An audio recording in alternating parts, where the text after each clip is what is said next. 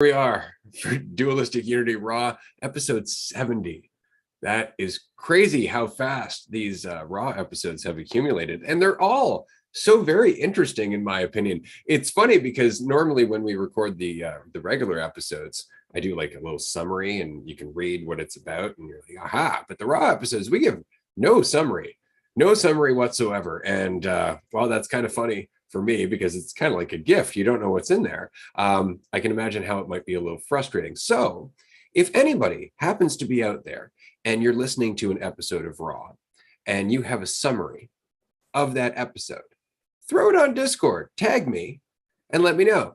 This is my summary for this episode, and I may use it or parts of it for the summary for that episode to help other people down the road. So it's a community effort. I just wanted to throw that out there, and I'm going to pass it over to Andrew. Hell yeah, that would be awesome because we do have someone who does that sometimes on Patreon, and it is hugely helpful. So we appreciate that very much. And yeah, if you're ever feeling it, feel free to get that up there. But one other thing, next week we're going to be at karaoke Wednesday night at a soon to be disclosed location / already disclosed on Patreon, I believe, but publicly it will be soonly disclosed. If soonly is not a word, I'm almost positive soonly is not a word. None of them are, man. Yeah, exactly. Thank you. All right, that makes me feel better. But yeah, and then we'll announce this on Patreon as well. It will save for Patreon. I don't have to keep talking about that stuff. But anyway, I'm super excited for this conversation. We finished off our Instagram live just now with some gripes about the difference between shifting your narrative and actually working on letting it go. I was seeing it almost like when you're baking, because we were talking about making some brownies of sorts, and it's almost like when you're caught up in your idea of yourself and you're working on it, like doing the whole self-help route, doing the shifts, trying to feel better. You're just mixing those ingredients, you're mixing them up, shifting them around, but it's still the same amount of things happening. And so there's a lot of weight in that bowl. So if you're not chipping away at the story, you're maintaining this essentially the same degree of weight, the idea of yourself, until you start chipping away at it. And so questioning all those narratives, questioning all those stories, as opposed to just trying to feel better, is like pouring out the batter. Then all of a sudden you got a pretty light bowl. You can do a little bit more, move around a little bit more. But as long as you're not chipping away at that story, you're maintaining it. Like, as much as it may feel a little bit better, it's like if the bowl was moving around and you were on one side of the bowl, it's like, oh, it's starting to feel better for a little bit. That bowl's going to turn over and there's going to be a lot more weight on your side of the bowl pretty soon, as long as you're not chipping away at that story. And so I never really thought of it like that, just how often, people go from a positive idea or a negative idea of themselves to a positive idea of yourself, or just even feeling a little less bad about the story you tell yourself. And what people are not oftentimes willing to do is let go of that false certainty that comes with maintaining that idea of themselves. And so there's a lot of therapies and things that don't chip away at that story. They just mix it up. And I just find it interesting how unwilling we are to look at the story in the face and be like, no, that's where the root's coming from. And, the people who are the professionals supposed to be helping people work on those things aren't even recognizing that a lot of the time. Well, it's tricky, right? Because we have a societal investment in our narrative, in the story of our life. Like, everywhere you look in the media and whatnot, it's it's your life story. If you look at a movie, they talk about how successful a person's life was. Look at It's a Wonderful Life. It's a perfect example, like the story of George Bailey and all that stuff, right? And so when we go to a therapist, if they're invested in the idea that our narrative is important, they're going to tell us, like, you got to reconnect with your family, you got to go back to your roots, you got to go and visit these places from your childhood where you were traumatized. They're going to really tie you right to your story, because they're tied to their story, and it's through no fault of their own. That's the lens that they see the world through, right? But it's interesting because in the ebook that we have on our website, and you get for free if you're on Patreon, I had written a long time ago, The 7 Stages of Limitless Living. I talk about balancing that it's important, if you are always looking at the negative perception of yourself, to at least admit that there's a positive perspective that is just as valid. If you had that perspective habitually, you would just look at yourself positively and you would never question it. Right. And that's very much the case. But the same is true if you habitually look at yourself in a positive way. Recognize the negative perspectives are just as valid from that perspective. Like, you will always have a perspective where you hate yourself and love yourself. They both exist, and they are both valid from the viewpoint of the person experiencing them. They are both valid. And so if they're both valid, then neither of them are truth. And so you're disempowering them. Every time you get caught in a perception, you're like, right, but this is just in a spectrum of things that are very real, but not necessarily true.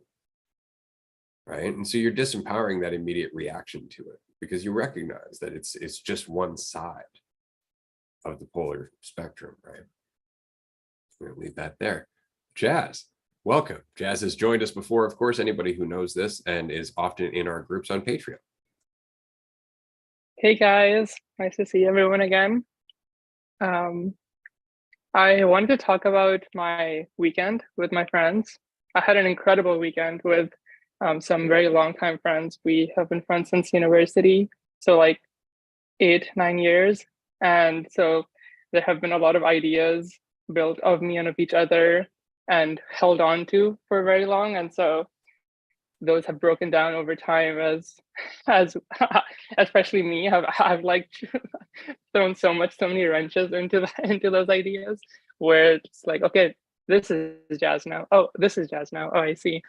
And so this trip, I knew it was going to be an interesting experience that I would learn a lot from, and it was. It's been an incredible experience, and so I wanted to share some stuff from that experience. The friends that I went on the trip with, there were 4 couples who are engaged, and there was my brother and there was me, and so a lot of couples on this trip, and most of the friends on the trip were like not in a relationship before, and so they were now. And so going on this trip, it was interesting to see the dynamic between the couples throughout the trip, because it always felt like they were always right by each other the entire time. Like, we would be at the dinner table and there would be a spot that was saved for each partner in their couple to make sure that they were sitting by each other. And we would be playing board games and they would be sitting by each other, and hikes, they would always be by each other. And it was honestly kind of comical to look at the pictures then afterwards to see that they were never like never not with their partners. And I was reflecting on that, and it was interesting to see how I think a lot of sensitivity was pulled away from the moment when you're feeling some sort of discomfort, and then you automatically reach out to your partner who's right by you to help you out and make sure that you're having a good time or whatever. And so it felt a lot like use my phone, and that's something I've been noticing, is that if I'm ever feeling uncomfortable or, I don't know, bored, quote unquote, or I don't know, like, I've been noticing how there's so much more to take in when I just for 1 second think, do I need to use my phone? And I don't. And I am met with reality, and it's like in its fullest form, and in a way that I wasn't when I was just running away from that discomfort. And so it was interesting to see how, for example, when we were playing a board game and the partner wouldn't want to play a board game, and so their partner would be like, no, you have to play. And it's like, no, she doesn't. You can play and she can sit this one out. But I guess she did have to play for them to feel like they can be involved and playing the game and be there for it. And I think a lot of empathy was lost in this as well, because a friend of mine came with his partner and she was sick. So I don't instantly I'm like, why are you coming to the trip and not letting people know that you're sick? At least let us know so we can make our own decisions on whether we want to be sharing that space and risking being sick, especially considering I have a retreat coming up. So I was like, holy shit, great, this is amazing. And we were we were smoking weed together, my friend and I, and he wanted his partner to smoke, his sick partner.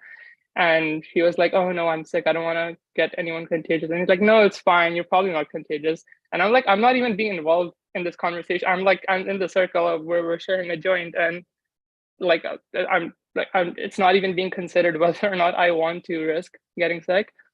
But anyways, after the enraged, honestly, and it's because I was like feeling a mild sore throat, because I was like, oh my god, if I get sick and I'm not able to go on this retreat and the next one after that, I'm gonna be so pissed.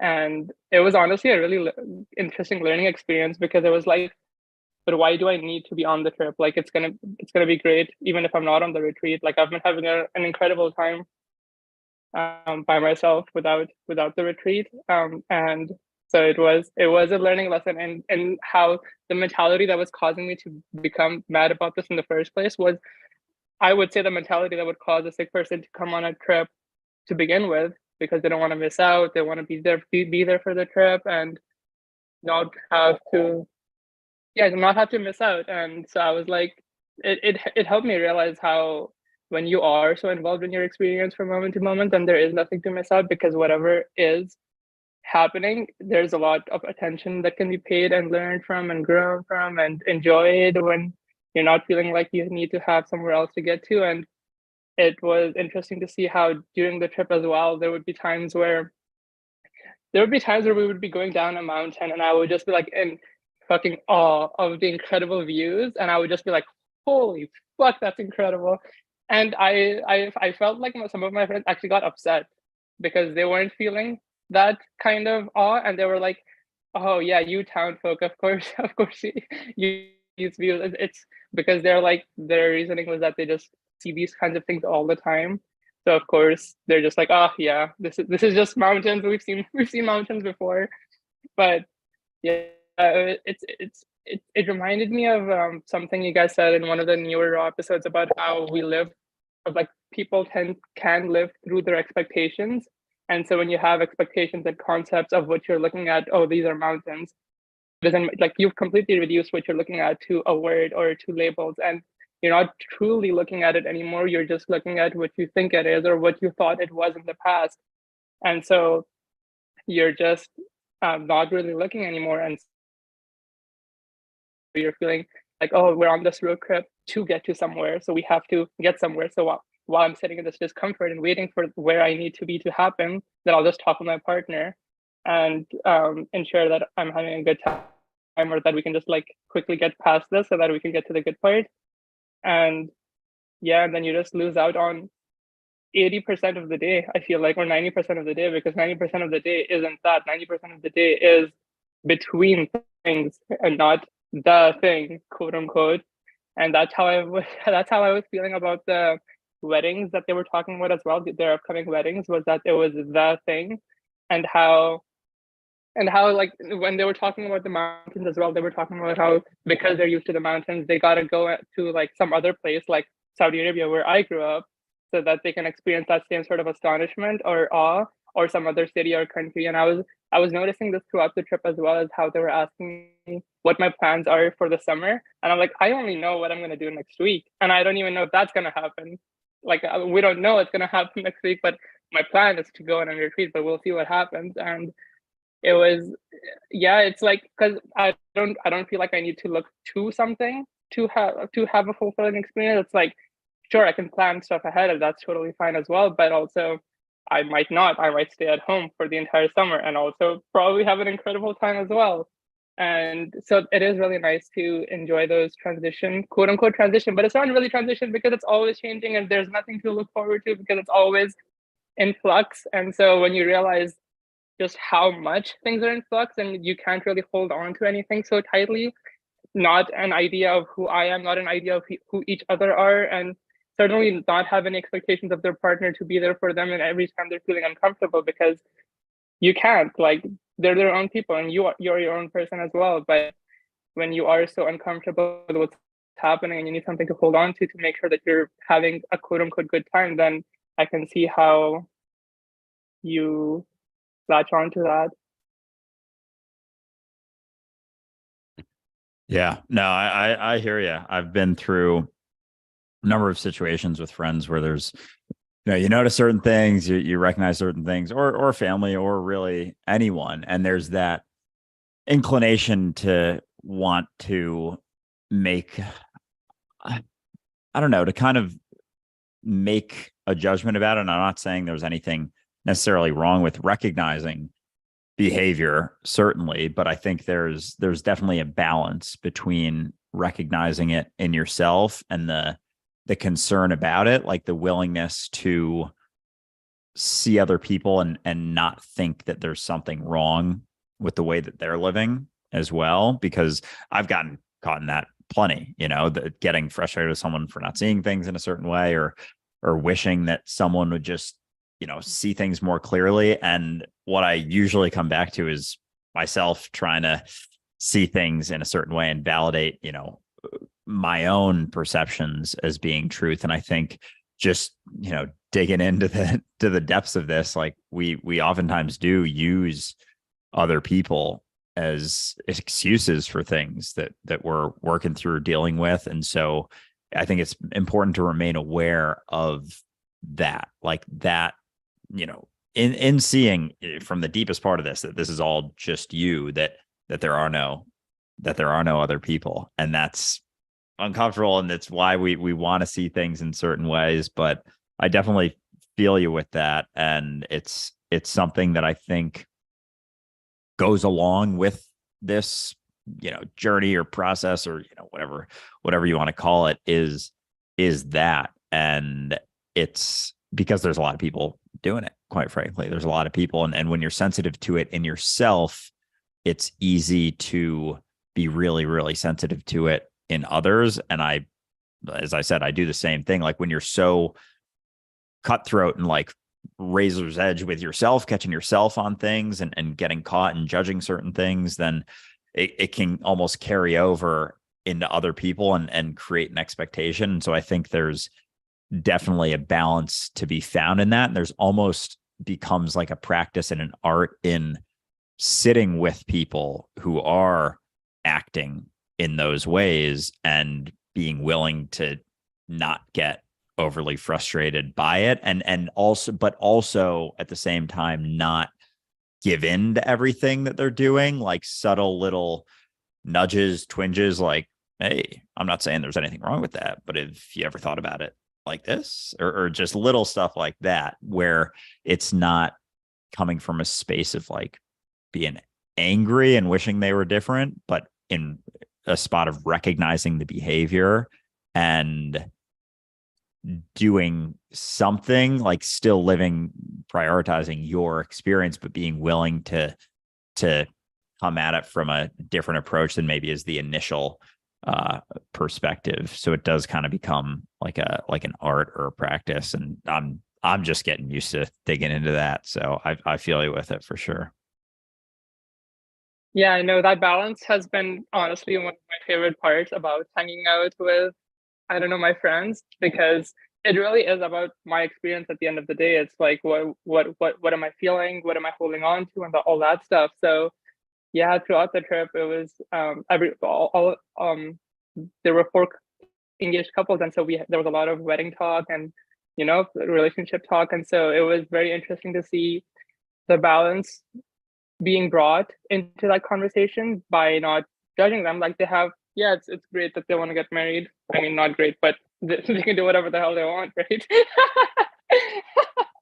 They have their lives and they have their priorities and their values and mentalities, and yeah, go for it, knock yourself out. So it was interesting to see how I didn't necessarily be like, oh, by the way, these are the consequences of what the hell are you guys are doing, but more like I just enjoying the conversation with them, just being there with them. And yeah, because it's all you at the end of the day. It's you getting stuck and you not getting stuck and you realizing and you coming to terms with it. So when I did get really mad about my friend bringing his partner who was sick and I got mad about that, it was like, okay, let's let this process. And that's what I've loved about the idea of the self-refining process, is because it is very self-refining. It's like you process something. This happened like me getting sick and then missing out on a trip happened at the beginning of this year.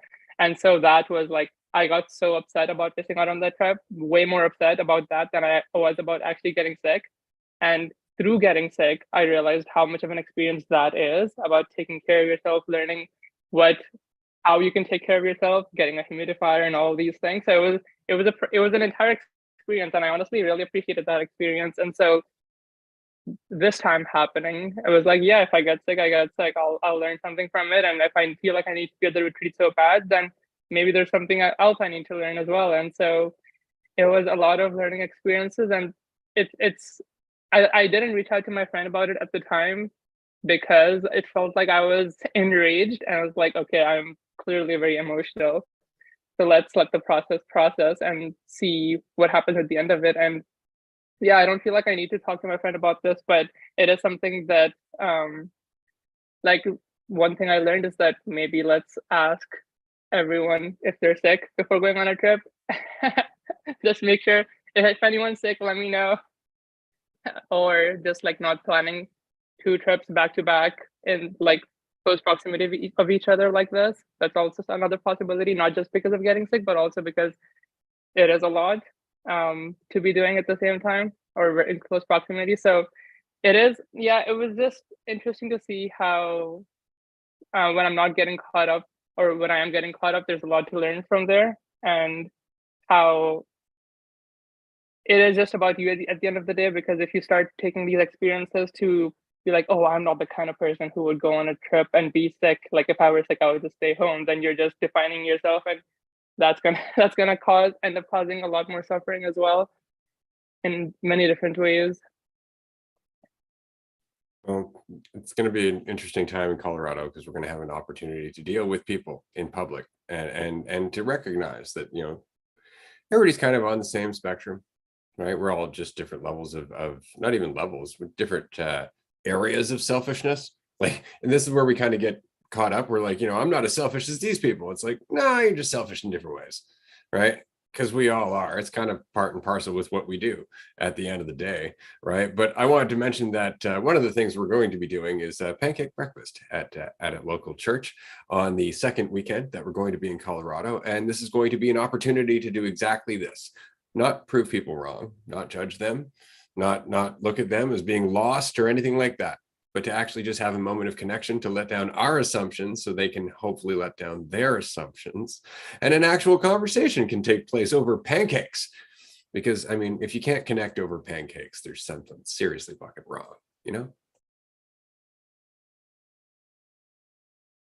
Agreed, 100%. Amanda. Right. The pancake breaking point. Like, oh my God, if pancakes can't be a bridge between us, what are we, monsters? You know?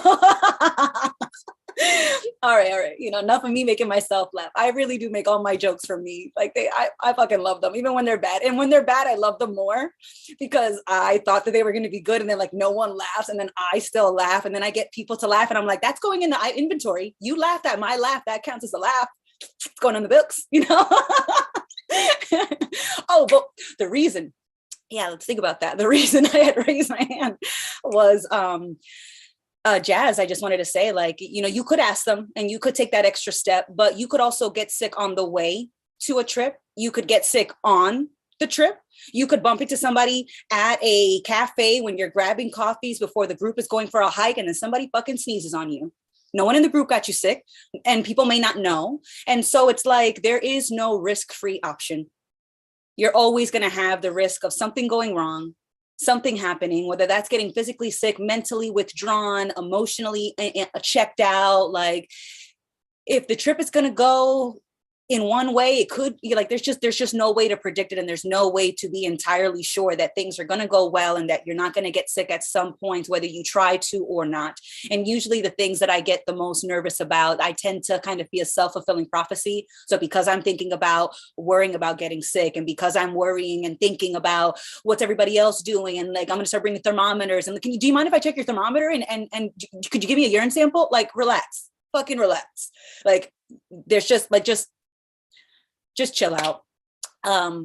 but that was just to respond to that, you know, and it reminded me of just, I was reading The Alchemist, and you know, there's a point in the story where there's a young boy, and the young boy goes to this castle to talk with this wise man, and the wise man is busy when he gets there, and the wise man gives him a spoon and puts 3 drops of oil in the spoon, and then says, hey, you know, I'm a little busy, and I'm paraphrasing everybody, like this is definitely not word for word, but the wise man gives the boy a spoon, puts 3 drops of oil in it, and then says, you know, I'm busy, you know, walk around the castle, and then, you know, come find me after you've checked everything out. And I think, I can't remember if he instructs him to be mindful of the drops in the oil or if he doesn't, but the boy goes and he's so worried about spilling the drops of oil that he walks around the entire castle, the estate, the gardens, but he doesn't take it in. And he makes it back to the wise man. And the wise man says, you know, so tell me what you think about the garden that took 30 years to build. Tell me what you thought about the amazing tapestries. Tell me what you thought about all this. And the boy's like, yeah, so about that, you know, I don't really know what you're talking about, but I got the 3 drops. And the boy goes to see the wise man because he's looking for wisdom. And what the wise man ends up telling him when he comes back with the spoon and the 3 drops are safely in that spoon, he's like, you know, let me tell you something. In life, you can focus on just keeping the drops in the spoon, but then you're missing everything else. So go back out there and go see all those things. And the boy goes and he sees the tapestries and he sees the paintings and he sees all these beautiful things. And he comes back to the wise man, and the wise man checks and all the drops are gone. The spoon is empty. And so he tells the boy, like, you know, I have something for you. You know, you went out and you focused so much on just keeping your focus on the spoon, on not getting sick. And you forgot to enjoy your trip. Or you forgot to enjoy the process leading up to your trip. You just talked about, Jazz, like not focusing on just the end. Right now, you're talking to me about an end goal of not getting sick. And you're not enjoying the entire process of just being healthy, and that your body naturally resists getting sick. So you don't really have to do anything because your body's always on guard technically. All you have to do is not fuck up, don't kill it, feed it, and put it to sleep. And maybe wash it on today. That's really all you have to do. The body takes care of all that other shit. It's always on guard. The white blood cells are always on duty, and you're missing the process of just living. And but then you can't go the other way. You can't just be only focusing on the living, and then you don't think about, you know, what it feels like to be sick, or what it feels like to take care of yourself and to make time for health. So I really love The Alchemist. I only read it once last week, and I'm definitely gonna read it like countless more times, I imagine, because it really resonated. Like, are you focusing on the spoon? Or are you focusing on the environment? And just make sure that they both deserve attention, and you're both going to shift between where you focus on. And that's not a problem. It's just making sure you realize and remember that you have space for both, and you will zoom in on one every now and again. I was just cleaning my apartment the other day, and I'm rushing through cleaning because I'm about to get ready for this retreat. And I am like, I got to go. I got to clean my bathroom. I got to clean this and clean this. And I have this glass hour. I have a glass hourglass device, and I flip it over, and it's a 30-minute timer. And I flip it over and I'm wiping down the desk, and I hit the glass and it crashes onto the floor, and all the glass breaks and all the sand breaks. And I had just swept, and I'm like, well, I guess I didn't want to track time. Right. Like, I guess I really didn't want to give myself a 30-minute block to clean, because I'm going to clean for as long as I'm going to clean. And instead of being freaked out that like I just dirtied the fucking floor that I just swept, it was like, that was me too zoomed in on the drops of oil. I was too focused on cleaning, not being in the cleaning, thinking about getting the cleaning done, because we have a list of things to do. We got shit to get done. We got research to do. And there I was zoomed in on that oil and forgetting about everything else. And so it's just going to happen, and it'll happen again. But I'm glad that I chuckled, maybe begrudgingly, a little bit, because that was a lot of fucking sand in that hourglass. And I live in a box, and I'm like, fuck, all the floor is dirty. Like, it went everywhere. But c'est la vie. And that is life. That is the process. I will get zoomed in. I will do it all. But you know what? I'm happy that I can remind myself, and that we're all here to remind each other to look up every now and again, and look down, and just do both, because you know you're all of it, and so you can do it. Well said. Absolutely. Yeah, I find that really funny that you dropped your hourglass because you couldn't tell how long it took to clean up the hourglass. But no, that's great. And it really is just balance in your life, because you can live up here all the time, or you can live in your body. But if you're living too much in your body and not enough in your awareness, then that starts to cost as well, right? You can get really good at using your body and completely lack awareness in every other sense of your life, right? And so it really is balance all the time. I'm going to pass it over to Andrew. Yeah, that balance between the focus on yourself versus your environment, essentially. And like there's a component of recognizing like you are an aspect of your environment. So it's really just paying attention to your environment. But as we get caught in the conceptual ideas of ourself, like that sucks it from the environment all around us. Like there is a degree of focus on yourself with basic needs. You feel hungry, you haven't eaten in a while, like eat some food, drink some water, things like that. But we take it so much further, and all of that attention that we give the idea of ourselves and the stories we tell ourselves and our perceived value is directly taking from the attention of our environment. And that's like, we've seen this process play out. Like we're so much less aware of the earth. Like we're fucking destroying it. And we have no concern about that whatsoever, because there isn't even enough of our attention to be paid to recognize those things.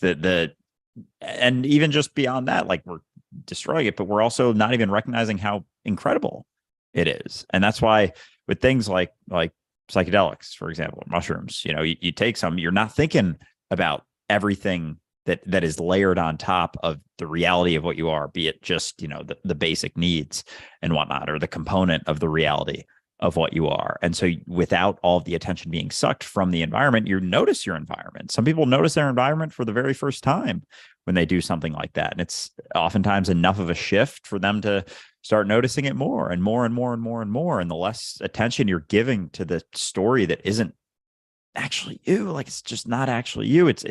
There is more attention to be paid to everything else, more sensitivity to be had towards everything else. And it's like the idea is so all consuming that it ends us right here. Like this is all most people pay attention to in their entire lives. And so there's such a lack of sensitivity to everything. And then there's consequences to that. We don't see what's coming. We don't understand, that it's very important to give some of that attention, if not most, if not all, to your environment, and use a little smidge to cover your basic needs and use the rest to live your life. Absolutely. I just want to mention quickly before we pass it over, Jason, who has been a member of the community for quite some time. It's really nice to have him join us here on the roundtable today. Jason, how's it going? Going great. It's good to be back. Yeah, like I said, I think it was like a year ago or so, the last time I was on one of the episodes. And then I was following along with the Discord community, and then for whatever reason, I decided I had to, go along and see how this works out in the real world. And it turns out that the real world's here and there, and it's all the same thing anyway. So I'm happy to be back. It's this is my people, and I'm really happy to be back here. Good to see a lot of familiar faces, Maddie and Amanda, of course. I remember you guys from way back and everything. So it's good to see us keeping on chugging on and bigger and better than ever. And I'm happy to be coming on this retreat coming up in Vermont. It's going to be awesome. And that's my neck of the woods too. So it's going to be great. But kind of piggybacking on what Andrew was just talking about, I've been doing a lot of thinking about recently. Like I think of it like you're looking at a magnifying glass, or what do they call it, magnification thingies, and you got to get the focus in. And whenever I feel like I'm kind of like getting back into thought, whether it's like attachments to some belief, or thinking about the past, or worrying about the future, whatever happens to be, just the crazy, I gotta, where did I leave this? Or, all the thoughts that go in my head, I'm not really focused. So there's a certain level of focus that I'm starting to see on a day-to-day thing. And like Ray had mentioned, it really is about balance, because I don't, there's a dualistic thing that we just got to do. And it's coming to terms with that sometimes, because ideally, like a unified experience like dualistic unity, and being in the unity part of things and the flow and everything is perfect. It's a beautiful thing, but it's really a balancing act, because the society that we have here is dualistic based. It's really hard to kind of swim against that. So you gotta have to do what you got to do to be here. You know what I mean? But also at the same time, like it's good to have the concepts. Not like everything's a concept. You know what I mean? But just to see that there's a togetherness. We're all here and aware, and we're all God. Like it's amazing. I feel like the universe started and came right to this point for you and for you and for you and for you and for me. And it all is meant to come right to this point. And that's it every single moment of the day. But it's cool. I'm enjoying this conversation. I'll pass it on. That's what I got for now. That is awesome. I'm so glad that you're back. And I just want to mention, because some people have expressed, like, oh, I feel like I should get away for a while. Do that, because this is meant to influence the awareness that you have in your life. It's not meant to supplement your life. You're not supposed to be doing this all the time. Go live, make mistakes, quote unquote mistakes, figure shit out, find that balance by getting unbalanced. And then when you want someone to talk to, we're here, and that's it. Like I'm always here. And now I'm just more accessible. Andrew's here, the community's here. This is here now. Dualistic Unity is here now. It's not that you have to be here. This is thriving because you value it. That's enough. Exactly. Yeah. Complement, not supplement. Right. And that's the beauty of it, is there is no, correct way to be dualistic unity. It's not even be involved in dualistic unity, but just be dualistic unity. Like you are continuing, Jason, whether you're in these conversations or not, you're being dualistic unity when you're in your life. So there isn't even, the difference. Oh, I'm in the conversation, out of the conversation. You're doing it all the time, even when you don't recognize that you are, even when you don't recognize that, maybe you're not having the deepest conversation with people that maybe you're able to have here, but you're still having conversation with them, connecting with them, interacting with them without quite so many walls that allows them to interact with the rest of the world without so many walls. And so we're always being dualistic unity, because that's just the nature of reality, which is what we are. And so it's funny, even, and people have a tough time with this on social media, especially when Ray's commenting through the Dualistic Unity page. It's funny because they're half the time they don't even know if it's me or him commenting, and they're like talking to a paradox, essentially, that's just pointing things out to them. And that's what we're always doing. And so we always, whether we're in, at the checkout stand at a grocery store or chatting with someone in an Uber, like you always have the opportunity to not get them to change, but just be free in yourself and sit in the uncertainty of not knowing what's best for anyone, and just be willing to be there with them fully and wholly. And that's all it comes down to. But all that said, I'm very glad you're back in these conversations, Jason, because we missed you, man. And excited for Vermont. That's going to be a fucking blast. Marie, hey, what's up? Hi, everyone. So good to see all of your faces. My face, no. But I really didn't have much to say, but wanted to talk because I know I'm going to be jumping off earlier. And Amanda was like, I'm going to have to say something. No, but it was going to be just kind of in theme of what we've been talking about always. No, but in terms of every time I see Jazz laugh, I can't not laugh. But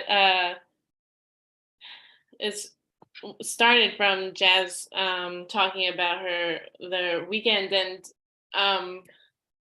and just in the fact that like we never know what's in our best interest, or we never know what the outcome will be. We have all these assumptions, we have these expectations, and those can only do so much because they're meaningless at the end of the day, because whatever is just is. And the more and more that's I've been accepting that, the less I get thrown off by like when things go awry.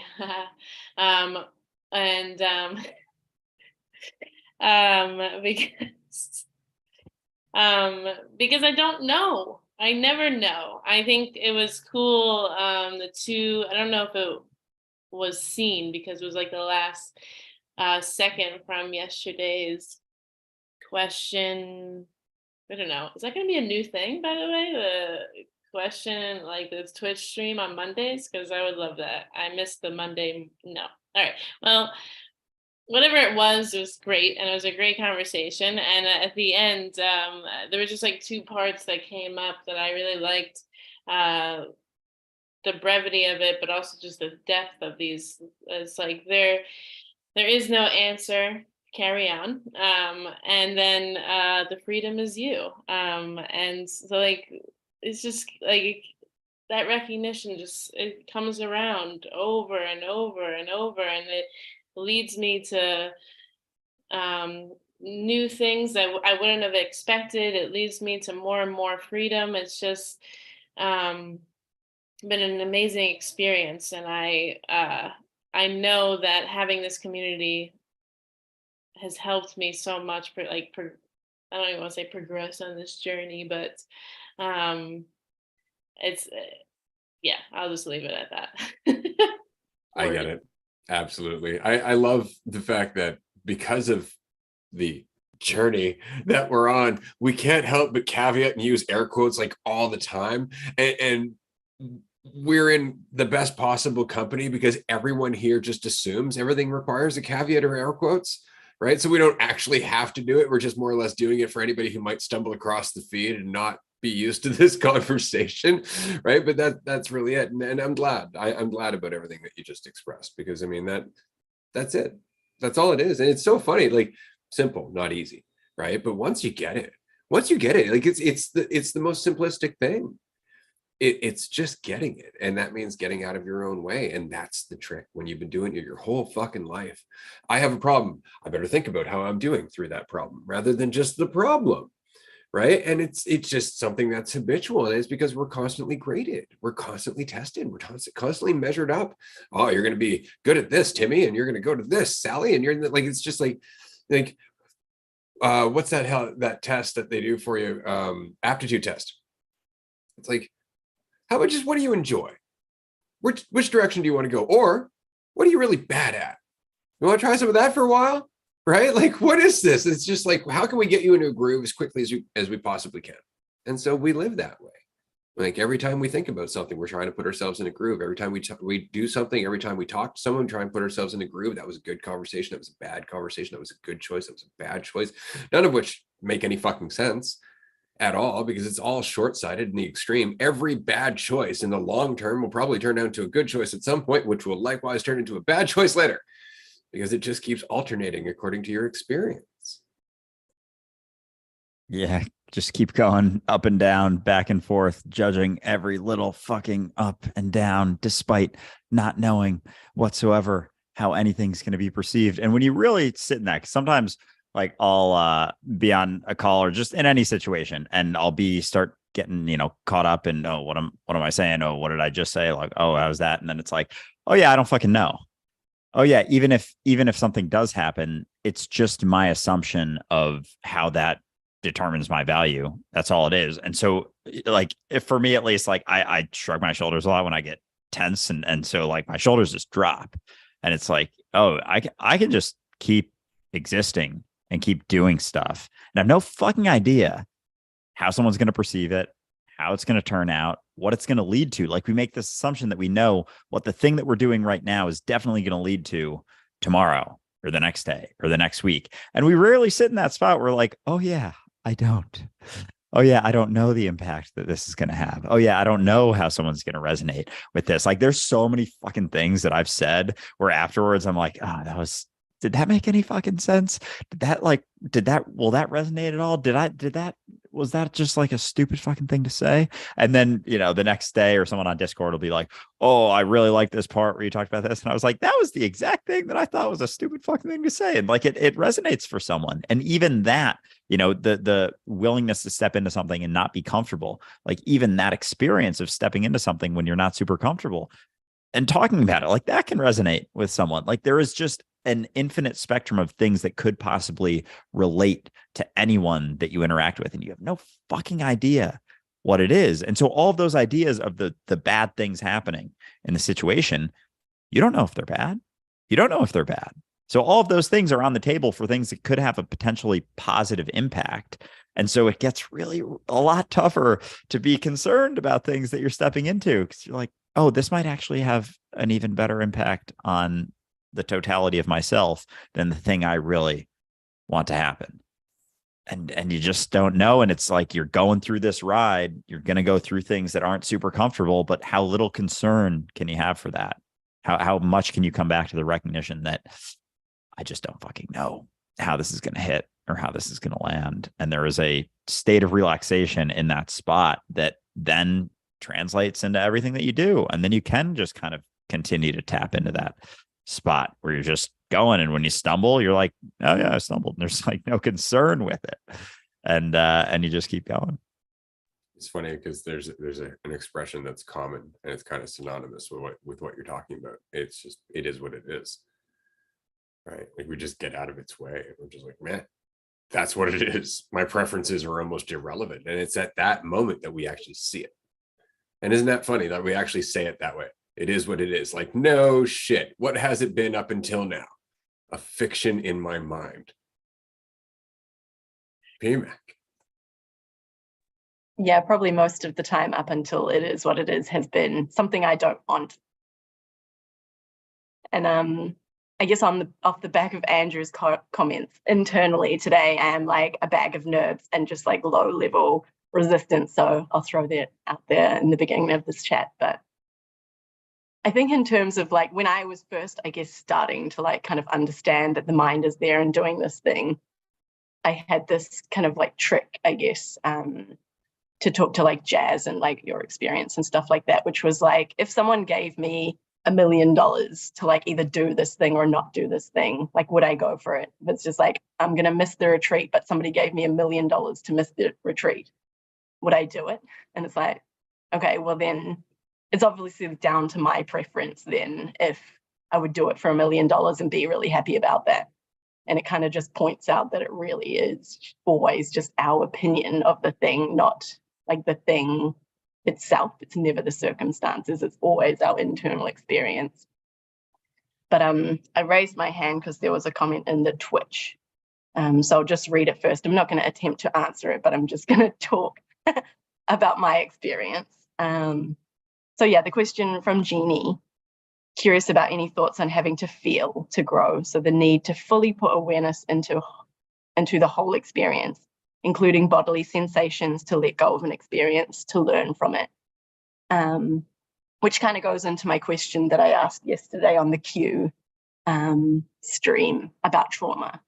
And like the deeper core wounds for me have kind of slowly unraveled and culminated in this experience of like a full body release. So usually it looks like me crying in a little ball, like scream crying, just to like fully let it out. And those are the the moments where I feel like I can actually feel that shift, like it's done now. Like I can now look back on that experience and be like, I can see what I've learned from it. Like it's no longer that I'm the victim. It's transmuted into this is the experience that I'm part of, and I can see all of my aspects in both sides.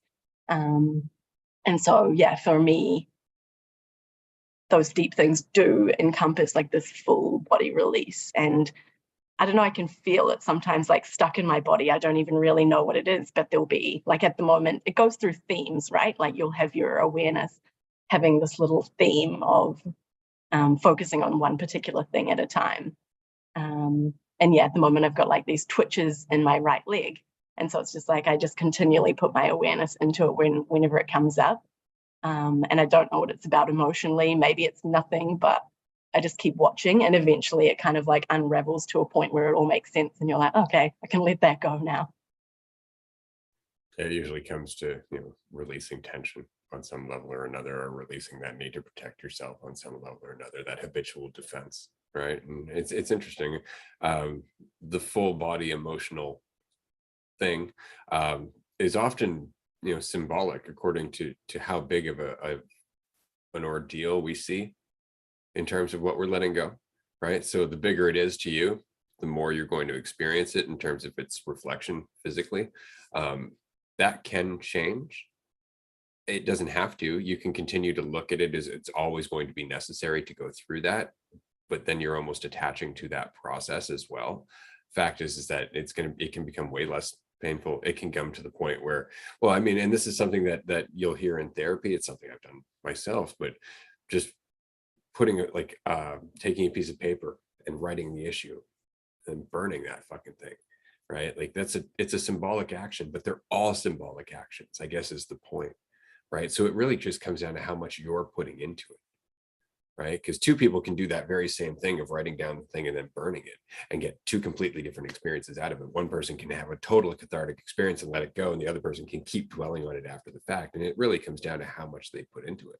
This is why Christians have such a powerful experience in baptism, right? Is because of how much they're putting into that experience, right? That's why it's symbolic of some change within themselves. So yeah, I would say it's all symbolism, but it can change. It can change to the point where, you know, you can put all of your fears into a leaf and then just let it blow away. Sometimes life gives you the opportunity as well. Like for the last one, the next day was that self-devotion ceremony that I had already planned. And so I was like, that was my symbolic, you know, step into the kind of new dimension. The whole thing. Yeah. Right? Because we tend to segment them into the ceremonies and whatnot, but they're all just one big part of the movie reel that is our life, right? Like that whole thing played from one scene to the next because it was part of the same story. So I find that fascinating that technically the whole thing was part of the ceremony. Yeah, the ceremony was literally the icing on the top. That's how I look at it. It's always like the process and the journey. And yeah, just doing the ceremony was just like a little bonus at the end. I was like, oh, cool. That was a nice way to wrap it up. Like, thanks. Absolutely. Yeah. Something that's helped me with those types of experiences is like seeing the necessity of them in a way of getting me to, you know, quote unquote, getting me to where I know there's the fucking air quotes again, but to where I'm at now in my life. Like they were like almost inherent, and not to say that it's pre-planned or any of that crazy shit, but there's like an inherent need in a way. Like you couldn't be where you're at right now having this conversation without having gone through the things that you wish hadn't happened. Like they were equally a part of everything that you've experienced in your life, as much as those moments of clarity, those deep moments of clarity that are so like powerful. It's like those almost informed those, like those experiences that were super difficult and uncomfortable are like filling up the balloon that then explodes into the insight of not being what you think. Like that's our investment over and over and over into that. And there are things that it's not things we have to go through, but just things that we go through that give us the opportunity to shake us, or even to build up a story and then to eventually let it go and see that shift in perspective, and then have a fuckload of empathy when we interact with other people. As we interact with them, we see that, and that oftentimes is what connects us, is the deep shit that we feel like, you know, we got to let go of or get rid of or overcome. It's like the thing that's probably helped me the most is just seeing those as almost a requirement, like that I would not be in the spot that I am without those things happening, because they happened and I'm here. Like it's again, not the preset shit, but it's that they were inherently necessary to my experience to see things in the way that I do. Because then it's not even something to be let go of or gotten rid of or forgotten, but it's not something that you're fighting so much anymore. It kind of blends in with any other memory that you have, and it doesn't stand out like a sore thumb in the same way. It's like, oh yeah, that was something that happened, and that was equally as necessary as all of the other, you know, amazing and neutral things that I perceived in my life. And it really was just my perception and my idea of how my value was shifted after that caused it to stick around in the same way. But now recognizing your value doesn't shift or waver or change ever, it's a little bit easier even to see that situation also didn't shift or change or waver your value whatsoever. So, Amanda, over to you. breaking news, everyone. No, I was kidding. um, no, but I definitely agree that it's those hard moments that really make the lighter moments feel all that much lighter. I mean, for the example that comes to mind for me is, I detested romantic relationships, like monogamous relationships, because in my opinion, there was no certainty. Like you couldn't control whether somebody would stay, and it just didn't seem like all the work that you would go put into it. And then I was seeing, because I was on the quote unquote girl side of it at that point. Well, that's how I viewed it. I was watching all my friends date these guys, and they were like lying to them and manipulating them and telling them that they wanted to be with them and they wanted to love with them. And these women were falling for these traps. And I'm like, oh my God, this shit is not worth the risk. And I avoided relationships until I was 20. And, life circumstances had changed. And so, but I'm glad that I had from like 10 years old watching friends date all the way through 20 of not dating actively. That doesn't mean that I didn't go on dates. That doesn't mean that I didn't have fun or keep things casual, but that's all I want. I wanted to keep it casual. And I used to tell guys, like, you're on a bench. I've got a full bench. You might be my Monday, you might be my weekend person, like, but you're not the only one. And if you don't like not being the only one, or if you want me to think that I'm the only one when I know that I'm not the only one, like, we could just skip that part and we could just go catch a movie. Like, you want to just go catch a movie and like, we'll go to your house and hang out afterwards. Like, do you want to do that? And I wanted it to be that way because that felt like the most honest way that I could engage young men when I was, wanting to be out and about, but I didn't want to tie myself down. But then when I did finally get into relationships, I put everything I could into them because I thought that was the way to keep someone, was to give 100% of effort and giving all that you could. And that did deepen the experience for me, how much I put into it. But now I'm in a place where I so appreciate the people that stay because you don't have to. And I've learned that the very hard way, that with family and friends, the people that leave and it hurts way more than some guy I'm into. I've had people that left and stayed gone. And so I treasure the people that stay because I know you don't have to. And I know that I can't make you. And when you do choose to stay and I choose to stay, it means all the more. It means so much to me. And I appreciate my time being by myself. And I appreciate my time being jaded because, and I appreciate the fact that I don't hide it. And so you can tell, you can read me like a book. You really don't have to spend too much time with me to know, like, where do I want to be? Where do I want my focus to be when I'm not feeling something, when I am feeling something? Like, you can pretty much tell where I'm at. And that's just because I don't see the point in pretending that I want to be somewhere when I don't. But when I do, I show up full. I show up like, you know that I'm there. That I am present. You can feel the weight of my attention when I'm here with you. But that's only because I was so selfish with it. I was so like, no, I can't give it away because people are just going to not appreciate it. Or they're going to use me and abuse me, or they're going to lie to me. They're going to sell me a story. And I'm not looking for fucking Prince Charming. I'm looking for a good fucking time. And then it was like, okay, well, outside of that good time, relationships are worth it, whether they're romantic or family or friendships. Like, but I would have never had that had I not spent so much time actively, vehemently, begrudgingly keeping relationships at bay because I couldn't control them and there was no certainty in them. And so I only wanted to have them as playthings, but I never wanted them to take up too much space in my life because I couldn't control it. But again, like, I really appreciate all that. But really why I had originally raised my hand was to talk about why we are always looking for the next step. Someone in Discord just graduated high school and they asked, what do I do now? And I'm like, they're like, what's my next step? And I'm like, motherfucker, you are in the next step. It's called the in-between. If you think that you're not in technically the next step after graduating high school, take a look around. You're in that next step. It's just not labeled. This step that you're in is unlabeled, pure potential, and you're just sitting in it. But I don't think that is anyone's fault. I just think that you're always talking about what to do next. And I appreciate the one time that I quit my job and I didn't have another job to follow it. And then I just quit it because I was like, I'm done with this shit. Like, I can feel myself hating work. And instead of going to work and pretending, I was like, fuck this. I quit. I walked into my office, grabbed my laptop, placed it on my boss's desk. And I was working from home at that time. He's like, do you need me to make a desk for? I was like, no. He's like, you're going to need that. I was like, I really won't. You know why I won't? Because this is my last moment. I'm not working here anymore. And I have another job and it worked out better and it gives me more of what I'm looking for. And I straight up bullshitted him. And then I left and I didn't work for 2 months because I had so much savings. And then a job that I'm in now that I love, that works better for me, that pays me more, that gives me all those things, all that shit I was bullshitting about, technically all found me, but I wasn't worried about finding it. I knew that no matter what happened, I was going to be okay. I just didn't want to be at the job that I was at. And so there was that, but I appreciated that in between. I didn't need the very, very next step of a job.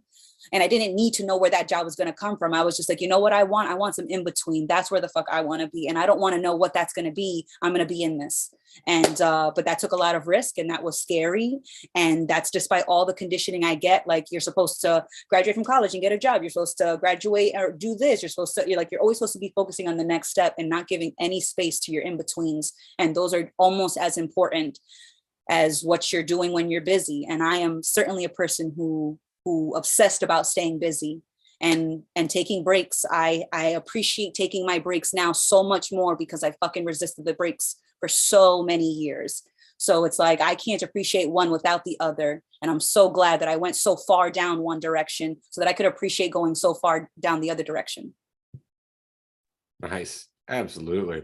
It's funny when that comment came on Discord, I just graduated high school. What's next? I couldn't help but laugh. I actually laughed. Like that's actually the emoji that I put was a laughing face because it's damn funny. Because like, how do I say this without sounding like a dick? It's like everything. Buckle up. Do you have a helmet? That kind of thing. Because it's true. Like the longer you keep going through life, the more you start to recognize it's not about reaching some end goal. It's not about crossing some finish line. It's not about what's next. It's a journey from one thing to the other. It's just ongoing life. And if you think about it that way, you get a totally different experience out of it, right? Otherwise, you're rushing to one thing, and then the next thing, then the next thing, and the next thing. And then before you know it, the thing you're rushing to is your goddamn tombstone, right? And it says finish line on it. And that's the whole point, is that you've been rushing this whole time, missing all the steps in between because you were too focused on the end. Right. And we miss the journey, but it's the journey that matters. And it's so funny because it creeps in the subtlest little way. We were talking about this on the music episode recently, that even in listening to music, which is one of the most present things that you can do, your brain experiences anticipation and expectation. So you're actually experiencing it just moment to moment to moment, according to the beat, according to the rhythm, just expecting it to carry on the way it does. And then it changes. Right. And so just even in that, we have some looking forward to the next moment, because that's our experience. We are moving through time, right, from one moment to the next. And so it's almost impossible to stop looking forward to the next moment to some degree. But when we do, that's when we start to experience actual presence. Right? But it's an interesting process, and it's definitely not something that we do easily. Like I will feel myself in the middle of a movie suddenly find myself rushing towards the end of the movie. Not like the movie's rushing or moving any faster, but all of a sudden I'm just like, come on, moving along. It's like, what the fuck? Why am I doing that? This is why one of my favorite things to do, and Melissa hates the fact that I do this, is I will not fast forward those really long musical intros. I will let that shit play. I want all those credits to play. And I keep using the same excuse. It's setting the mood. It's setting the tone of the movie. Occasionally you'll see fragments that kind of lead to the storyline. It's important. And she's like, it's boring, move on. And I understand that, but I'm actively trying to move beyond that urge to do that, because that's where you miss the little details, right? Like how many movies have you looked back at? Movies that you watched when you were a teenager. Now you look back and you're like, holy fuck, I didn't even see that was there. So many things. And so it's worth it to just slow right down and see how much you can take in with each pass, as opposed to just doing multiple passes, right? Exactly. Yeah, because there are no ends. And we've said that like I've probably said that thousands of times. And yet there's like sometimes it hits you a little bit more where you're like, oh, there's really no ends to any of the things, not even just like life or eternity or anything, but like we conceptually create sort of ends to situations that we're going through. And we're like, oh, this point, then this point, then this point, then I'll be okay. This point, then I'll feel better. And like, they don't exist. Like those aren't things that are ever real. And so if you're willing to sit in that and not just be like, oh yeah, but there are, and I'm just going to maintain that, and whatever. Like, you're willing to sit through that and realize, oh, I thought this was an end. No, that's not an end either. That's not an end either. That's not an end either. Like, it just circles back to where you're at, and like it kind of locks you into the situation that you're experiencing, because there are no ends. There are only means forever, and we think that there is a point where things are just good and amazing and there's no more ups and downs, and it's like that's such a numb experience, like with no volatility, with no ups and downs whatsoever.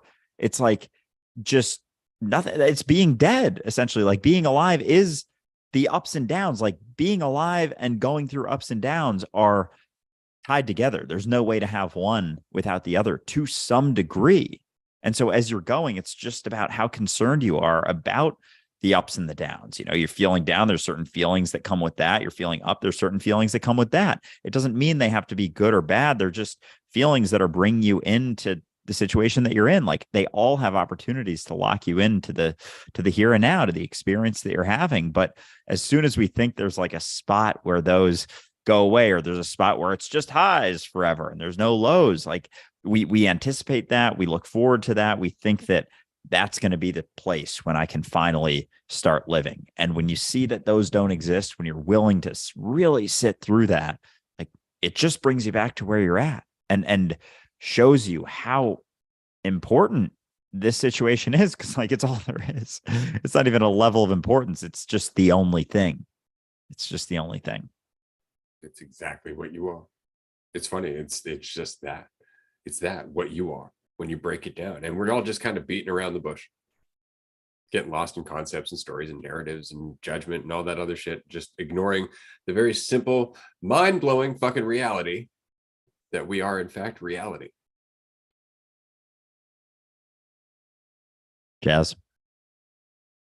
Yeah, I was totally feeling that way about the retreat. Is that I need to be there, and so anything that comes in between that happening is like, why the fuck is this happening? And so I was noticing how towards the end of the trip I was feeling like, oh, let me just get me out of here, sort of thing. Like, I can't really be here anymore. I have to be out of here. And so how much you can lose being yourself, being reality, when you're caught up in where you feel like you need to be, either to be someone or to feel like you need to get something out of it, or because you're always getting something out of everything if you can be here. There's no specific place where you will be able to get out something out of, because if you are looking towards that, then you're going to be too busy not being here until that happens. And when that does happen, then you're not going to be in that experience either. So you just lose all. you don't really get to be here ever then. And that's how I was feeling about a lot of the moments during the trip with my friends, where I felt like I said something or someone said something and there was discomfort, and they just kind of numbed themselves out by not saying what they might have said if they weren't relying on their partners to bring them that ease. And so it was interesting to see how, if someone was like visibly like I don't know, upset or uncomfortable, then they would start talking to their partner, and then 1, 2, 3 minutes later, 4 minutes later, they'll be right back at it, just just whatever we were doing. And it's like, did that process, or are you just like, did that just get repressed and now we're just not going to look at it again until that same thing happens again, and then the same process repeats itself? And so it's so interesting, because it totally makes sense then why we would want to get married and engaged and married and make sure that we have this kind of safety blanket for the rest of our lives, because we don't have faith in ourselves to be able to deal with these uncomfortable situations without our partners. And so anytime there's long distance relationship or our partner has to go somewhere, then it's like, oh God, can I handle this by myself? I was relying on them for so long to ensure that I was getting through this, but it's becoming a lot harder now. just relying on myself. And it's amazing how much potentiality there is in that discomfort, because when you a lot of days I have no clue what I'm going to be doing with that day. A lot of times I get asked like, so what are your plans for today? And I'm like, I have no clue. And honestly, those are my favorite days, because I have really zero clue what's going to happen. I could be like just chilling, and then I'll go out for a run, or I'll start doing a handstand, like literally never done a handstand before, and I'm just going to start getting up against the wall and start trying it. And there's so much room to explore when you don't feel like you need to be certain about what needs to happen, because you have faith in yourself to be able to deal with that uncertainty. And so there's a lot of room to grow, explore, and learn, because you can truly be in that moment without feeling like you need to rely on some sort of safety blanket to make sure that you're protected. Relationships are interesting because there's such a tricky balance, because on the one hand, you can have a relationship where you have two individuals, but it immediately feels good to talk to somebody who resonates with you. And after a while, you do start to feel like, oh, fuck, well, everybody else is crazy, but at least this person gets me. And so there is this kind of this bond that builds. This is what a relationship is. And it's so very difficult in that to not attach to it, to continue to question it, right? To continue to go, right. But if I get too lost in that, I'm actually tuning out everything else. But on the other hand, you don't want to totally not get lost in that, because that's kind of the point of a relationship. It's lovely. It's a wonderful experience to be in. And this is your ally. This is somebody that you know. But it can also be a cost when you are always leaning on that person for certainty or security or anything else. And so it's important to have that balance where like you reach out because you enjoy them, right? If you didn't enjoy them, you wouldn't be with them in a relationship. And obviously you're with them in a relationship, not everybody else in the room. So more often than not, you're going to spend more time and attention on them because they're a bigger part of your life, right? But that said, you also don't want to block out everybody else, right? And so it's a tricky balance, and it's always a tricky balance. Yeah, and it's always the balance, and just how much or how little sensitivity you have is going to determine how easy it is to remain balanced through that. And your willingness to even catch yourself when you're getting caught in stuff is a practice too. And there's a balance with that between catching yourself and, judging yourself versus letting go of the judgment, seeing where, there may be a valid point to be made where, in any type of relationship, a boundary has to be set, as opposed to when it's just you overlaying your preferences and opinions. And it's like, if you're able to first look at that and then see like, okay, this is more than just my own preference. There is an overarching theme here that's repetitive, continuing to happen. And then, you maybe start shifting some stuff. But a lot of people are very quick to the trigger with those types of things without the willingness to look at themselves, because they don't want to look at themselves, quite frankly. And they want to look at other people and say that everyone else is doing things wrong, as opposed to maintaining the balance of looking at both and being willing to kind of bite the bullet when there may be something that we're avoiding that we don't necessarily realize. But always the balance. Tom, what is up, dude? Great to see you. And Tom, Great of course, knows about the tricky balance, being married. Got a partner for 23 years. And oh my God, Amanda, you made me cry. You're such a strong soul. I love you. You great shirt too, by the way. I almost lost my train of thought till Jax brought me back to it. It was about the partner, and I appreciate your contribution. All I can say is that I've been able to see that it's a when you have a partner, it's somebody that's chosen you and you've chosen them. There's no other connection. A lot of times we look at families, and there's always a reason that families close. It might be because it's your mother, it might be because it's your daughter, your cousin, whatever. There's a reason. But when you find a partner, they choose you because of you. And if you're smart, you're going to choose them because of them and who they are. And that's why I think when we put on false fronts, it throws everybody's game off. They're like, wait a minute, So I do think that it's important to notice that when somebody picks you, you recognize they picked you because of you, not because, and anything I've learned on Dualistic is that get rid of the ego, get rid of the image, get rid of all the fluff, and be yourself. Because honestly, those are the people you want to be friends with. Those are the people you want, to pick your partner from. Not somebody that believes in the Hollywood version of you, or the stereo, the image. But that's one of the things that this channel's taught me, and I really appreciate it. I really appreciate that, and I hope everybody else feels the same way. It's really fun to see. It's really all I got to say. We love having you here, Tom. It's great when you can join us, for sure. Tom has been a member of the community for as long as I think the community's been around. And so we're always grateful when he can join us. And of course, he has a lifetime of experience, and a lot of this is direct application. And so I always love his insights when he can be here. Thanks, Tom. Yeah, always appreciate. Were you trying to get the mute button? Oh, just hand. All right, cool.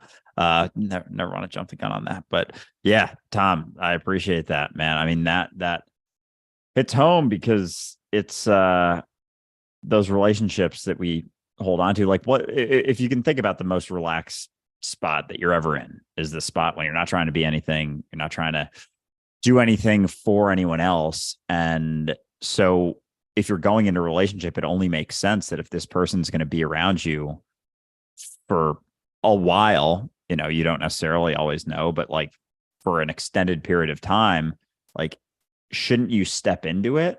Wouldn't it make the most logical sense to step into it doing the most relaxing thing you can do? Because if you go into it and they start learning about you from a spot of being tense, trying to be something, trying to show them your best self, it's like, are you going to try and maintain that for the rest of your life? That sounds like a super fucking difficult and awful experience. And when the fuck did relationships become this thing that's like filling an inherent void that we have inside of us? Like, when did they, why did they have to shift from just something that complements your life, that just makes your life not even better, but just makes it an expression of the life that you're already living? Like, when did it become this thing?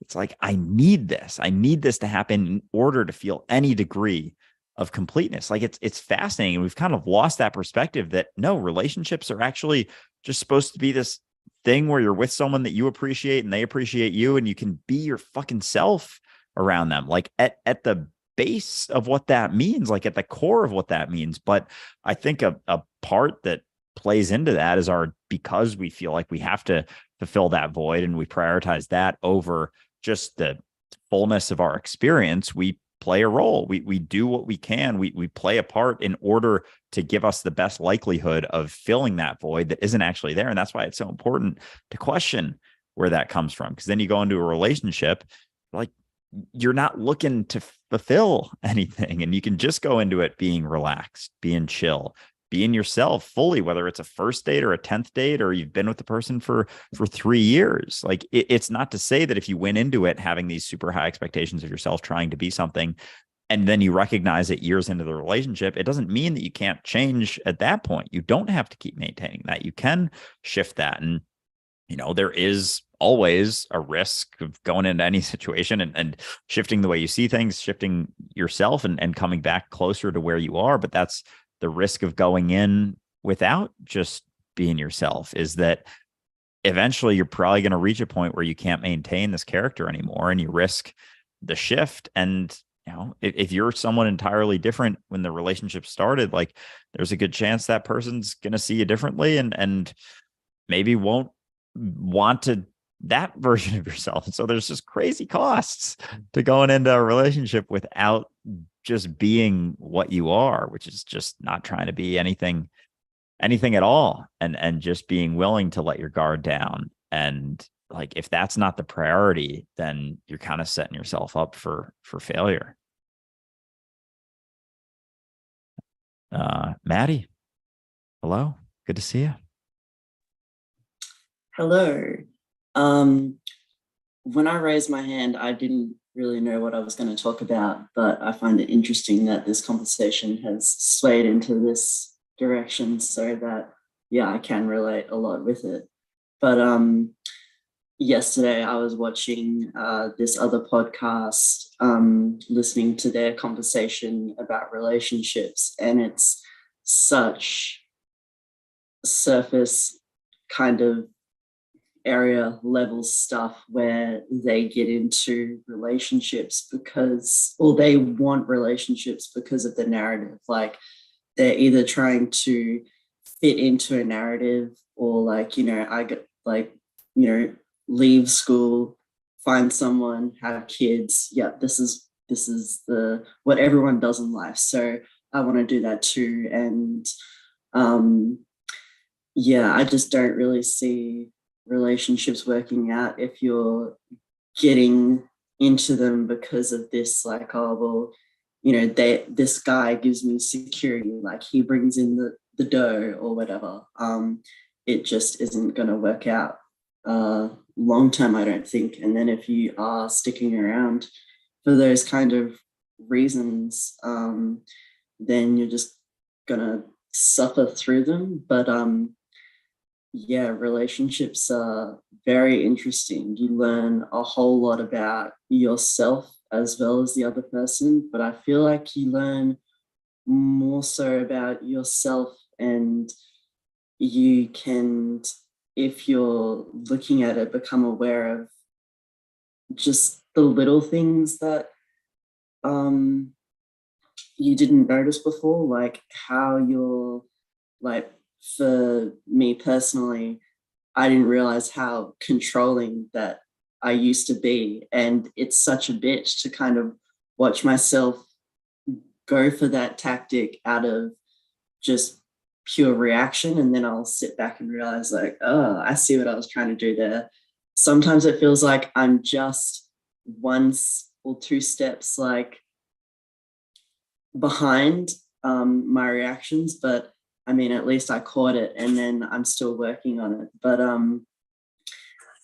yeah, can't remember what else I was going to say, but yeah, I'm happy to pass it along. That's awesome. I appreciate you being here at all, Maddie. It's always nice to see you. Absolutely. And that's it though. It's just moments of awareness. And I think that's the tricky part about it, is that you catch yourself and it doesn't necessarily feel very satisfying. Sometimes you're like, oh, I caught myself doubting myself. Great. Right. And it's just like, you know, it's going to come back. But that's the point, is that it's not meant to go away. It's meant to come back. But now you see it, and that process that it took to let it go happens faster, until eventually it's barely blinking an eye, and then you don't even notice it, and then it's gone, right? Because you are that intelligent. Things can just get lost in the flow of everything that you're experiencing, right? It's just that we fixate on things, and it draws them out, and it puts it right in front of us, right? And that's the trick, is recognizing that we have that power, and then not using it all the time. Yeah, exactly. It's not about catching it quick, just about catching it. And it's like each time you do, that was the given amount of time that it took to catch it. And we can't see the expanded view of what that process looks like, but that's a component of being able to let it go quicker, or not getting so caught up in that. But you know, it's either once you catch it, you have the opportunity to go two different directions. Basically, you can judge yourself for not catching it in a certain amount of time, or you can just be there and sit in it and recognize, oh yeah, I caught it, and then pay attention, because it's either pay attention or not pay attention, basically. And when you catch it, you can pay attention by catching it and being willing to move on, or you can continue not paying attention by judging yourself for not catching it in a certain amount of time. And so even when you catch it, it's like there's still that opportunity to get back lost in it almost immediately. And so it's just that process of continuing to go through it and not judging yourself too much along the way. And, you know, when you judge yourself, don't judge your judgments also, but it's just that continued process. And we don't even know, we like to have this narrow view of like, oh, I should have caught this quicker. And it's like, that is one situation out of an infinite number of situations that are currently happening and that have happened and will happen in your life. And to think that we can silo that into not being the right thing to happen, or not being perfectly appropriate to everything that we have the opportunity to learn from the situation. Like going through that was actually necessary for us to understand what it's like to go through that situation.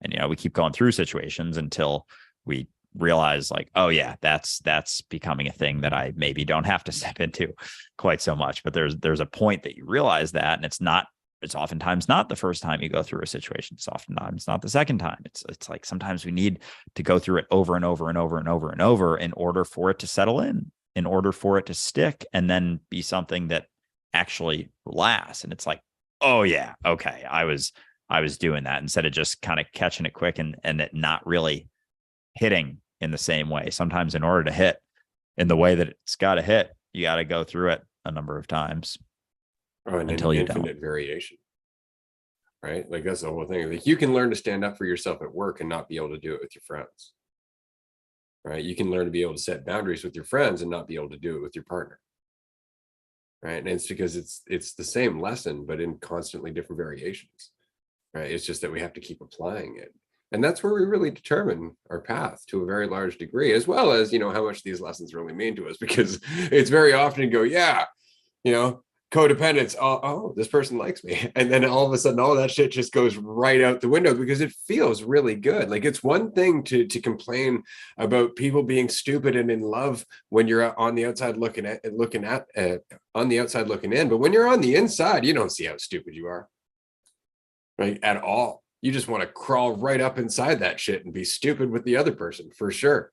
Right. And that's the danger. And so it's just a part of the journey. That's why, I don't necessarily think all relationships are meant to last. Some relationships are meant to be lessons. Some relationships are meant to be a period of your life that helps you get to the next part of what your journey is. Doesn't mean you're supposed to be continuing on with that person forever. Right. That doesn't mean that not all of them, some of them, yeah, maybe that person's willing to change with you and you actually have a path where you can walk the entirety of your life, which is great, but it's not a requirement like anything else. There is no norm here. There is no, standard thing that either you got to do or you're not successful in life. Like all of that is total horseshit. Mac, over to you. I don't know, Maddie, did you want to? Okay. Yeah, I can resonate a lot with this conversation. And for me, it was kind of similar, like really putting my preferences on other people. And all of that insight came literally the day after I broke up with my last boyfriend. And exactly as Ray was saying, like when you're in it, like it's just a different experience. And it's almost like you have this veil that you can't see your shit until you literally step out of it. And so yeah, literally the day after I stepped out of it, I was like, oh, whoops, that was all me that I was like demanding from the other person. But he had his shit as well. And I'll just share this because I find this like a really funny story to kind of like highlight what his shit was. But like after we had this big fight one time, he was just like, oh, if you want to get to know me better, read my disc profile, which is like at work, he had done like this questionnaire and it had like popped out like this personality. So he had these 3 pages and he was like, read my disc profile if you want to understand me better. I was like, we've been in a relationship for 5 years and I do not understand you. Like reading a piece of paper is not going to help. And it's just amazing that he would like think that, I don't know, there's any value or weight in like me reading that paper. But I got distracted by the story now. But yeah, I just really found that so funny. And it is just like that compartmentalizing, right? Like everybody just wants to give you a color and give you a number. And it's just like, okay, you're a D3 now and you'll behave like all of the D3s all of the time. And good luck with that one. Exactly. No, it's funny how people pull that shit all the time. Like, oh yeah, this should do it. This should get you to understand me. Like, what about the other? What is that? Like 1,700 days or something? Like, oh yeah, this 5-page paper is gonna do it. Oh goodness, but it is interesting, like being in or out of a relationship. Like, if you're not careful, and I'm only speaking from a very limited amount of experience and not having been in a relationship, in the last 2 years, essentially, and this all kind of coming not that long after my last relationship. So I definitely resonate with that, PMAC. But in a relationship, like those feelings can be so intense that you can kind of lose yourself. And so you got to maintain those checks and maintain those keep those sort of perceived needs in check. Like the idea, especially the idea that you need the other person, like that there is any degree of need for them in your life, like that has to be something that is kept in check relentlessly all the time. Because as soon as you need that person in order to fulfill you, like you're not going to be you're not going to maintain that degree of yourself in it. If you feel like you need them, there's going to be a trade-off from the actions that you take relative to how much you need them. You're going to take certain actions that aren't true to yourself because you feel like that is something that's going to add to you, that is currently adding to you. And without it, you're going to be diminished to a degree. So that is, all of those perceived needs are always important to keep in mind, but especially being involved in a relationship, because those feelings and emotions can be very intense and very strong. And there can be a lot of depth to that it's soothing in a sense. And so keeping that in check is yeah, pretty fucking imperative. Maddie. Yeah, you got to be on top of your toes and recognize when you're just using your partner to validate your opinion, and to also not turn away from events or like certain times when things may feel like they've got like this feeling of conflict, or when you disagree on something, to like actually talk it out and be mature about it, and not to like, get all triggered that, oh, we're together, like, or to not like let your idea of what you think the relationship is to kind of lead you on, like, because you are still your own person. You're just with this other person and they're free to go and do as they please. And you don't need them to hold your hand the whole way. And like, you're just kind of leaning on the other person for everything all the time. And like, I can like, I'm speaking from personal experience as well, because like for a time, I just kind of leaned on my boyfriend to kind of go out with me, to do everything, because I was just looking up to him so much. But now I'm more inclined to go off and experience things by myself. Like for a while, it felt like I was just hiding in a cave and didn't really go out and do anything for me. It was just either I was just so invested in the relationship and everything for us to be together. And like, yeah, if I'm going to do anything, it's going to be us. Like, I wasn't allowing myself to go off and do the things that I also wanted to do. And I'm just learning how, like, I really don't need anybody else but myself. And some people get into relationships because it's like they've been around people so much growing up through school, and then during, like, when you finish school and then getting a job, and you're like, you haven't given yourself the time to kind of be by yourself. It depends on like how you live your life. It sounds so funny saying how you live your life. But yeah, like, just be wary if you're using like your relationship or this other person to kind of distract you from like what you could be paying attention to, or what you're sort of avoiding as well. But yeah, it's relationships are so crazy. Or just they're so interesting as well. Like seeing how you act together, how you act when you're introducing like each other to each other's friends. But what I find really interesting or funny is how you kind of become one person almost. You have like the same reaction, or like you'll see something in a social setting and you'll look to each other and be like, this reminds me of like this that happened, or you'll like reference a movie, and it's almost like you are becoming closer to like one entity. But yeah, I don't know where I was going with that, but yeah, that's all I got to say. I can pass it on to Jason. All right, Jason.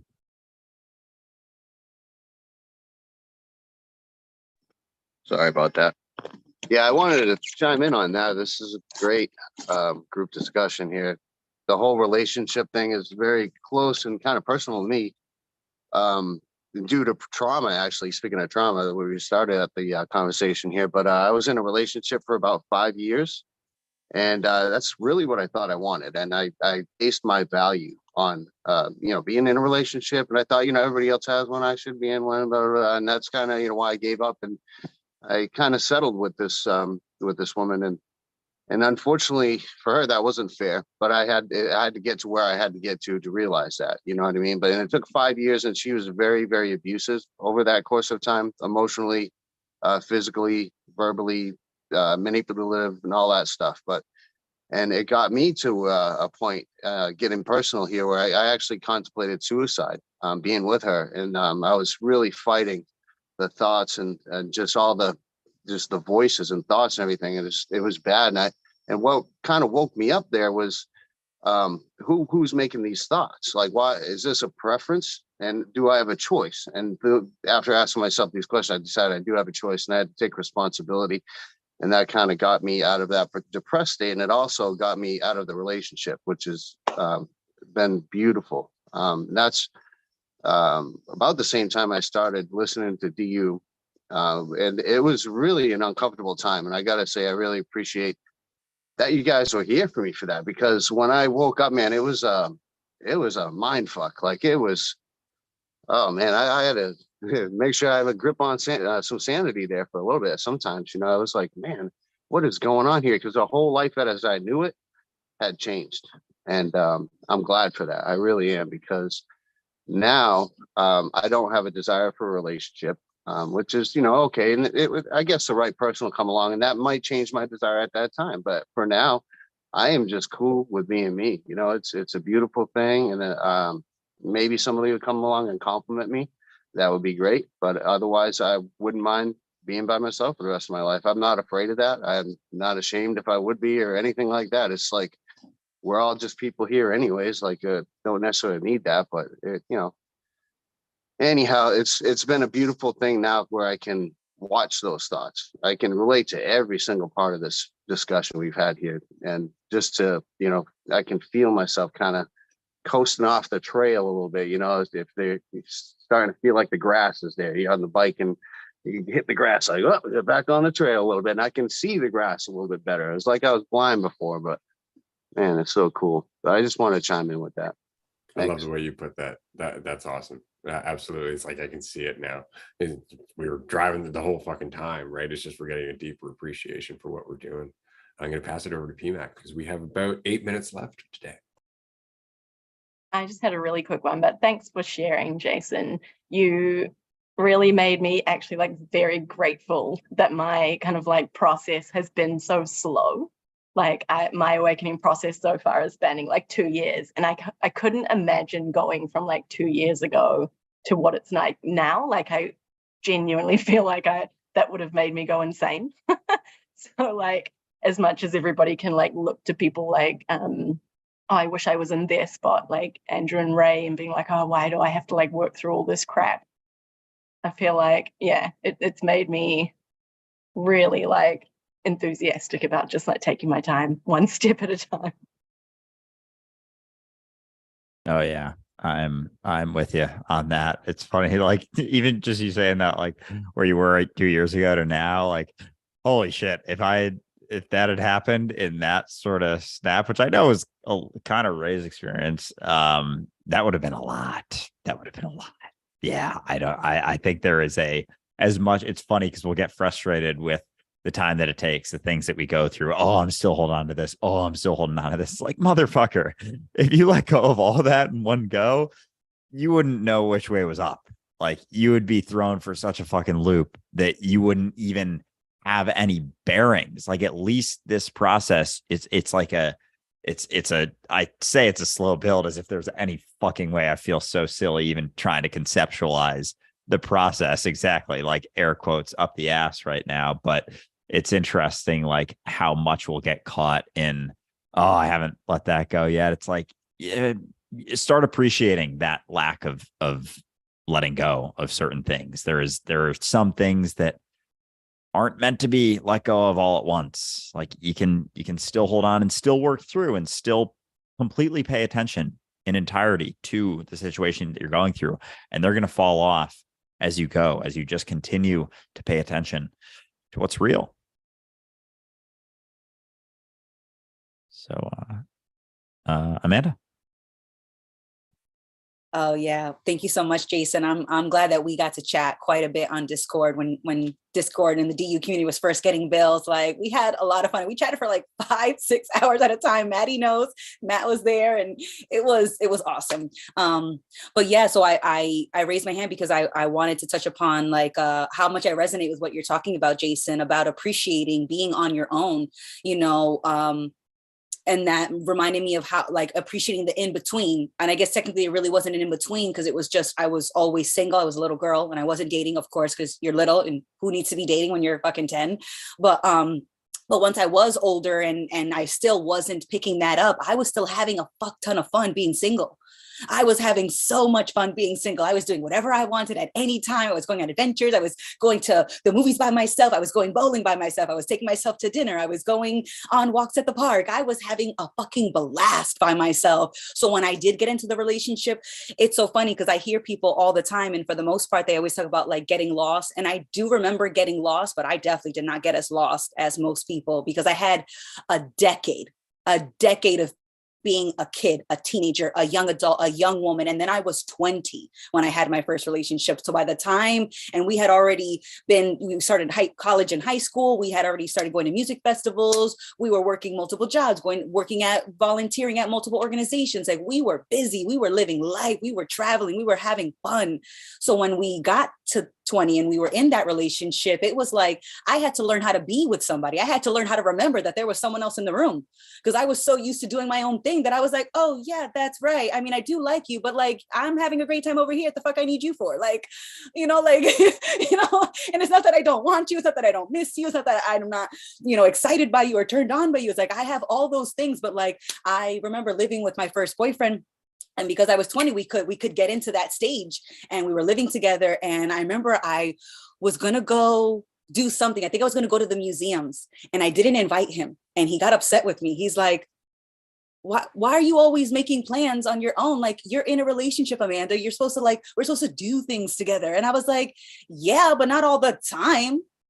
What am I like? Are you attached at the hip? Are we supposed to do everything together? Do you want to brush our teeth together too? Like what? Like, you know, and then I was like, okay, well, do you want to go with me to the museums? Exactly. Like cry me a river. Go write me a poem under a rainbow about how sad you are that I don't invite you to the damn museum. Like, you know, and then he wanted to change my idea. And I was like, and you wonder why I didn't want to invite you because I knew that you don't like the museums the way that I like them.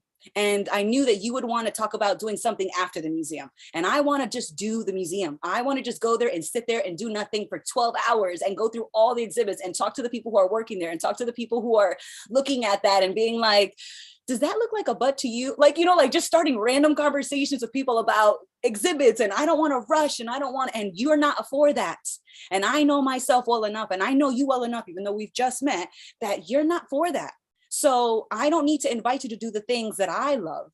And if I want to invite you, join me, but don't join me to change it. Because if you want to go do something else, then go fucking do something else. And don't you worry, I won't be calling you like your probation officer, like, where are you?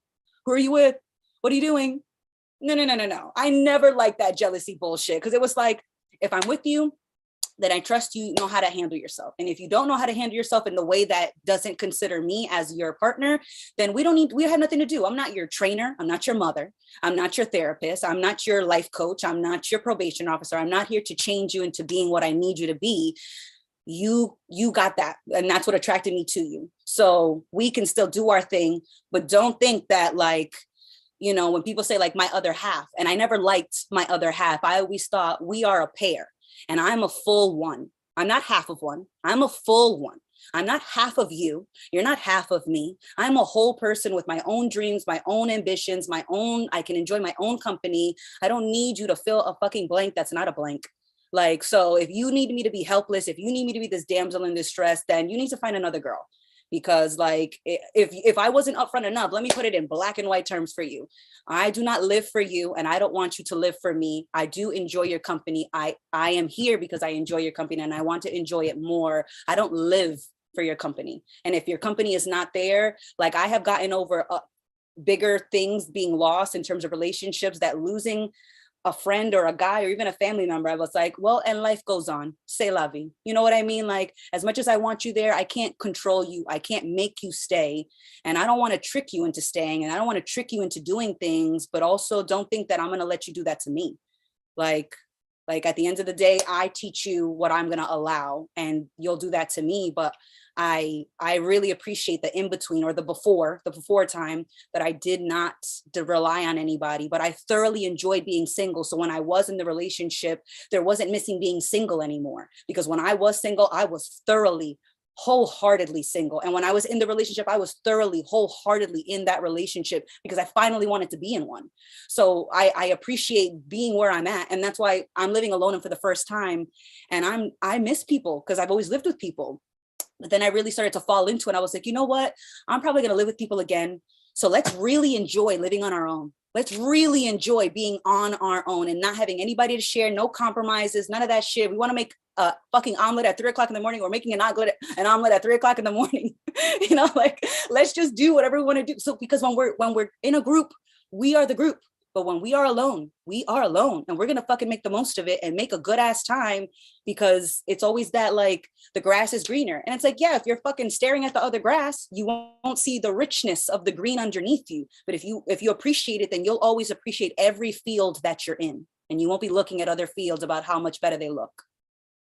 And that's really what a relationship needs, is to be tested like that from time to time from both parties, right? As much as you will fall into the tendency to gravitate towards each other, pulling away creates a stronger bond as well. You know, standing by yourself creates a stronger bond.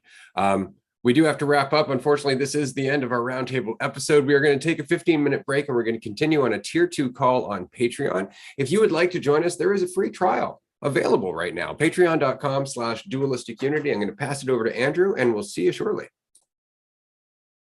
Looking forward to Patreon. This has been a fucking awesome chat. Really appreciate everyone for hopping on. Appreciate you getting in the roundtable. We always appreciate having as many people as we can on here. So we'll see you in